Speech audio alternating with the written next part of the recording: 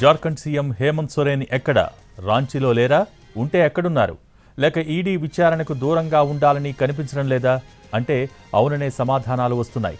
అయితే అధికారులతో మాత్రం అసెంబ్లీ సమావేశాలు ఉన్నాయని, అందుబాటులో ఉండరంటూ సమాచారం ఇప్పించారు.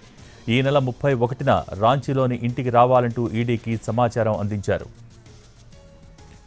అయితే సోరెన్ నుంచి మాత్రం అధికారికంగా ఎలాంటి సమాచారం లేదు. నిన్న ఇంటి దగ్గర పడిగాపులు కాసిన ఈడీ అధికారులు మరోసారి ఢిల్లీలోని అధికారిక నివాసంలో సిబ్బందికి నోటీసులు ఇచ్చి వెళ్లారు.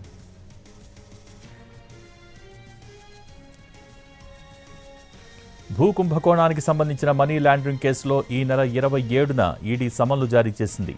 ఈ నెల 29న కానీ 31న కానీ విచారణకు రావాలని నోటీసులో కోరింది. అయితే నిన్న విచారించేందుకు ఢిల్లీలోని సోరెన్ అధికారిక నివాసానికి సోమవారం ఈడీ అధికారులు వెళ్లారు. అయితే సోరెన్ ఈ నెల 27వ తేదీ రాత్రి నుంచి అందుబాటులో లేరు. అధికారుల నుంచి కూడా ఎలాంటి సమాచారం లేదు. ఎక్కడ ఉన్నారన్నది కూడా తెలియటం లేదు. అయితే రాంచీ నుంచి ఢిల్లీకి వచ్చినట్టు కొంత సమాచారం ఉంది. మరోవైపు ఈ నెల 31న విచారణకు రావాలని రాంచీలోని అధికారిక నివాసానికి ఈమెయిల్ పంపారు అధికారులు.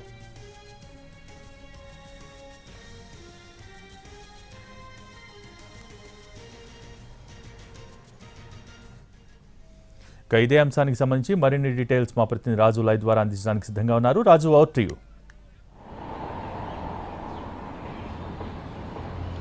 ఎస్బోగి జార్ఖండ్ సీఎం హేమంత్ సోరెన్ చుట్టూ ఈడీ ఉచ్చు బిగిస్తుందని చెప్పుకోవచ్చు. ఎందుకంటే జార్ఖండ్లో భూ కుంభకోణానికి సంబంధించినటువంటి మనీ లాండరింగ్ కేసులో ఈడీ విచారణ కోసం హేమంత్ సోరెన్కు నోటీసులు జారీ చేసింది. అయితే ఆ నోటీసుల విషయంలో తను హాజరయ్యేటటువంటి విషయానికి సంబంధించి ఇప్పటికే లేఖ రాశారు సోరెన్. ఏదైతే ప్రస్తుతం ఉన్నటువంటి అంటే తాను ఉన్నటువంటి పదవికి అనుగుణంగా ఖచ్చితంగా ఫిబ్రవరి మొదలైందంటే చాలు అటు బడ్జెట్ సెషన్స్ ఉంటాయి, బడ్జెట్ కోసం కసరత్తు కూడా ఉంటుంది. సో ఈ అన్ని అంశాలను కూడా పేర్కొనాల్సినటువంటి అవసరం ఉంటుంది. కానీ వీటిని కూడా పట్టించుకోకుండా కావాలనే దురద్వేషంతోనే తనకు నోటీసులు జారీ చేసేటటువంటి లేఖను కూడా ప్రస్తుతం ఈడీ అధికారులకు సోరెన్ లేఖ రాసినట్టుగా తెలుస్తుంది. అయితే ఓవరాల్గా చూస్తుంటే కూడా 27వ తేదీన సోరెన్కు నోటీసులు జారీ చేశారు. తన ముందు 29వ తేదీ కానీ లేదంటే 31వ తేదీన హాజరు కావాలి, ఆ సమయంలో తామే నివాసానికి వచ్చి విచారణ జరుపుతామని చెప్పి ఈడీ స్పష్టంగా నోటీసులు జారీ చేసింది. అయితే 2 రోజులుగా మాత్రం సోరెన్ ఎక్కడ ఉన్నారనే విషయంలో కొంత గందరగోళానికి తావిస్తుంది. ప్రత్యేకంగా రాంచీ నుంచి ఢిల్లీకి సోరెన్ వచ్చారని చెప్తున్నారు. కానీ ఢిల్లీలో ఉన్నటువంటి తన నివాసంలో సైతం సోరెన్ కనిపించడం లేదు. ఇంకా మరోపక్క రాంచీలో లేరు. అయితే ఏదో ప్రత్యేక చాపర్ ద్వారా తను బయటకు వెళ్లారని చెప్పి ఒకవైపు ఆరోపణలు వస్తున్నప్పటికీ మరోవైపు జార్ఖండ్కి సంబంధించినటువంటి బీజేపీ అయితే సోరెన్ పారిపోయారని చెప్పి కూడా ప్రచారం చేస్తున్నారు.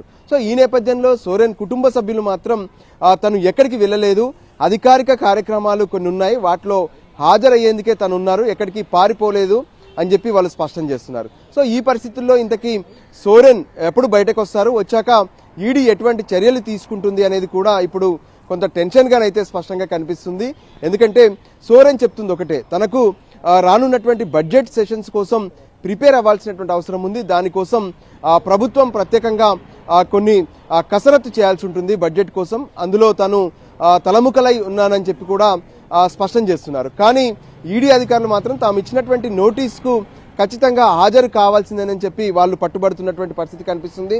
అందులో భాగంగానే నిన్న ఢిల్లీలో ఉన్నటువంటి సోరెన్ నివాసానికి ఈడీ అధికారులు వచ్చారు.